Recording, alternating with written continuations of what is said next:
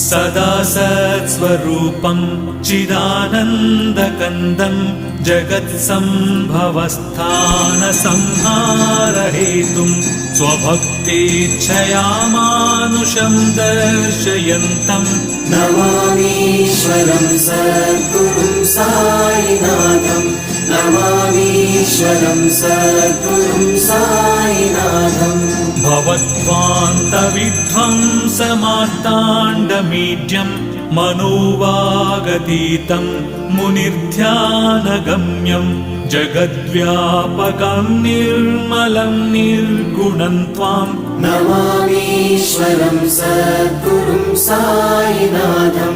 नमामीश्वरं सद्गुरुं साईनाथम् भवाम्बोधिमग्नार्दितानां जनानां स्वपादाश्रितानां